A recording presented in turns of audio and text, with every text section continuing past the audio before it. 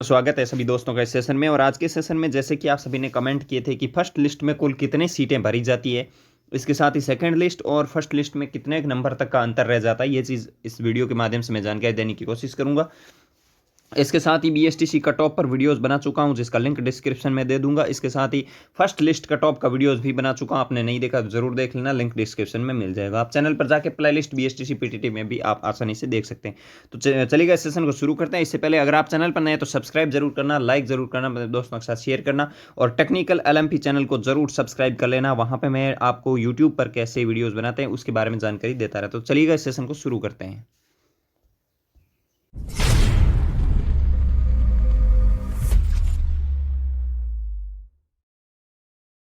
शुरू करते हैं सेशन को। इसके साथ ही आप सभी को बता दिया है कट ऑफ का वीडियो जा चुका है, जरूर देखना है।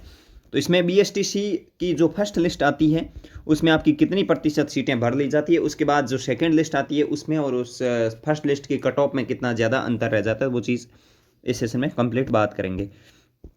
देखिए, सबसे पहले एक चीज़ समझना, टोटल है वो बीएसटीसी की सीटें लगभग 24,000 सीटें हैं। आप सभी के सामने कभी डाटा 23,000 का दे दिया जाता है तो कभी वापस, तो ये कुल मिला के 24,000 सीटों पर आपको है वो इंस्टीट्यूट अलॉट करेंगे। कितनी? 24,000 सीटों पर।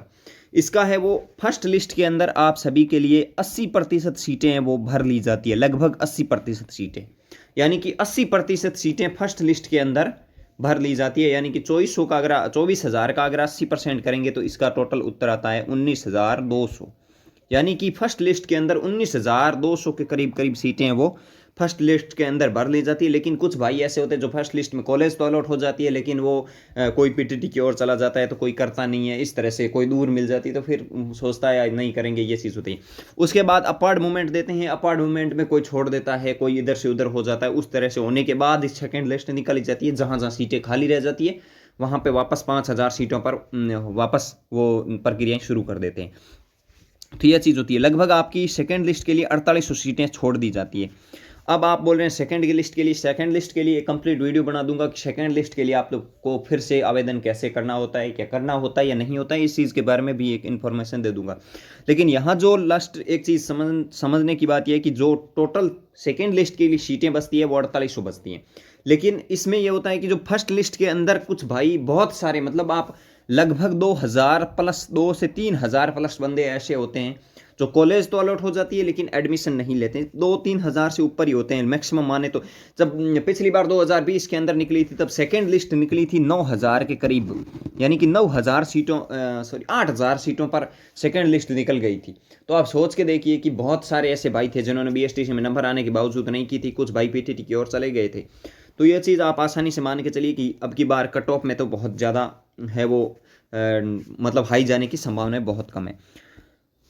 इसमें आप समझ लिया होगा कि फर्स्ट लिस्ट और सेकंड लिस्ट में सीटों का अंतर। फिर सेकंड लिस्ट के अंदर तो आपकी 4800 सीटों पर ही है वो काउंसलिंग प्रक्रिया वापस चलती है। लेकिन उसमें होता ही है कि कुछ सीटें भर ली जाती है, जो सीटें खाली रह जाती है, मतलब कुछ सीटों में आवेदन कर दिए जाते हैं, काउंसलिंग प्रक्रिया कंप्लीट है, कॉलेज अलॉट हो जाती है, लेकिन जब एडमिशन नहीं लेते हैं तो थर्ड लिस्ट निकाली जाती है। यानी कि थर्ड लिस्ट तब निकाली जाती है जब कंप्लीट 24,000 सीटों में से कुछ सीटें खाली रह जाती है, कुछ भाई छोड़ देते हैं, तब जाके थर्ड लिस्ट निकलती है। वो भी लगभग 2,000 सीटों के करीब पर निकल जाती है, इस तरह से। इसके बाद फर्स्ट लिस्ट और सेकेंड लिस्ट में अंतर यह रहता है, लगभग आप फर्स्ट लिस्ट की कट ऑफ से 7 से 10 नंबर आप नीचे मान के चलिए, 7 से 10 नंबर आराम से नीचे मान के चलिए फर्स्ट लिस्ट से सेकेंड लिस्ट के कट ऑफ के मध्य। फर्स्ट लिस्ट से सेकंड लिस्ट के कट ऑफ के मध्य 10 नंबर आप नीचे मान के चलिए कि सेकंड लिस्ट है वो 10 नंबर तक नीचे आने की 100% संभावनाएं रहती है। यह चीज़ इसके अंदर प्रक्रिया में चलती है। तो ये चीज़ें आप सभी को समझनी चाहिए। इसके साथ ही सेकंड लिस्ट के लिए काउंसलिंग प्रक्रिया किस तरह से होती है, क्या प्रक्रियाएं रहती है, इसके साथ ही उसमें अपवर्ड मूवमेंट के लिए भी प्रक्रिया भी बताऊंगा कि अपवर्ड मूवमेंट कैसा होता है। हालांकि अपवर्ड मूवमेंट जब आपको कॉलेज अलॉट हो जाती है, जब आप 13,000 रुपये फीस डिपॉजिट कर देते हैं, उसके बाद आप अपने डॉक्यूमेंट्स वेरीफाई कर देते हैं, यानी कि उस इंस्टीट्यूट में 100% एडमिशन हो जाता है।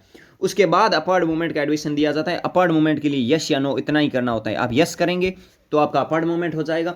अपवर्ड मूवमेंट सामने वाली जो कॉलेज में अभी एडमिशन हुआ है उस पर डिपेंड करता है कि वो आपका एक्सेप्ट करता है कि नहीं करता है। अगर वो एक्सेप्ट करता है तो आपको आपके नज़दीक आने की संभावनाएं रहती है। हालांकि ज़्यादातर कर ही लेते हैं तो नज़दीक कॉलेज मिल ही जाती है। तो अपवर्ड मूवमेंट अगर दूर आती है तो 100% करना है अपॉइंटमेंट।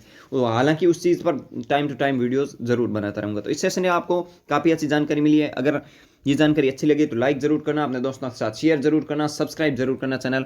और इसके साथ ही बहुत जल्द आप सभी के सामने रीट 2017 के यानी 17-18 के एक सर हमारे साथ सेलेक्टेड 117 नंबर रीट में लाकर गृह जिले में स्कूल में अभी मतलब अध्यापक के रूप में कार्य कर रहे हैं, उनका भी जल्दी से जल्दी इंटरव्यू इसी चैनल पर आने वाला है। तो जरूर सब्सक्राइब करना इस चैनल को। आज के सेशन को यहीं विराम देते हैं, मिलते हैं नए सेशन के साथ, नए आप सभी के सवालों के साथ। तब तक के लिए जय हिंद, जय भारत, धन्यवाद।